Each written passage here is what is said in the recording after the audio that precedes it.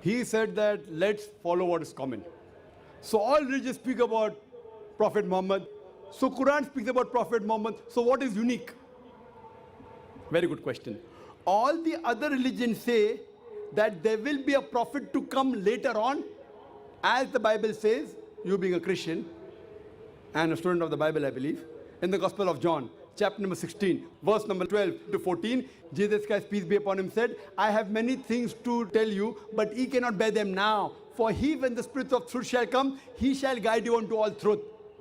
For he shall not speak of himself, all that he hear shall he say. He shall show you things to come. He shall glorify me. That means all the scripture, Hindu scriptures, Parsi scriptures, Buddhist scriptures, Jewish scriptures, Christian scriptures, talking about a prophet to come, a prophet to come, a prophet to come. But Quran says, this is the prophet on whom the Quran is revealed.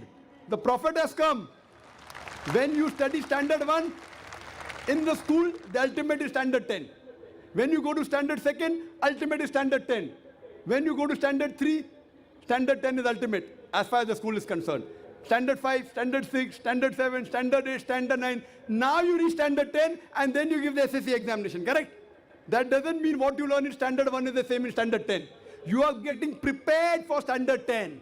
So once you are prepared, 1400 years ago, Allah subhanahu wa ta'ala, Almighty God, as Jesus Christ said, I have many things to say unto you, ye cannot bear them now. For he, when the Spirit of truth shall come, he shall guide you unto all truth. So 1400 years back, Almighty God, our Creator, thought it fit. Now, the human beings can take this final message. That is the Quran. In all the other scriptures, the basic message of Tawheed, the oneness of God, is the same. The minute details may differ. All the scriptures say about one God. You have to believe in prophets and the final prophet Muhammad. But the basic is the same. The details may differ.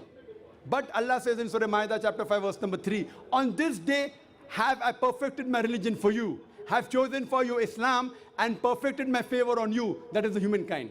After the Quran has been revealed, nothing new can be added, nothing can be subtracted. As I mentioned earlier, if there's something like the Old Testament and the New Testament, the glorious Quran is the last testament. So what is different is, this tells you the ultimate version, the final testament of Almighty God. So if there's the Old Testament and New Testament, the glorious Quran is the last testament. All these religions, they're pointing finger to the same book, the glorious Quran, the same messenger Prophet Muhammad, peace be upon him. Other religions speak about Prophet Muhammad to come. Islam teaches you what Allah has revealed on Prophet Muhammad and what has he mentioned in the Hadith. So this is the final culmination for the whole of humankind. From Adam alayhi salam, Adam, peace be upon him, till the last day, till today and till the last day. All of these are talking about that same one God, talking about the last messenger to come. So finally, we have to accept it. And you have to accept the message and implement it. Then only will you be a true Christian. Therefore, I say, I've given a talk on similarities between Islam and Christianity. And I've proved that we Muslims are more Christian than the Christians themselves. Because if we analyze, we follow more teachings of Jesus Christ, peace be upon him, than the Christians themselves. You can refer to my video cassette, Similarities Between Islam and Christianity.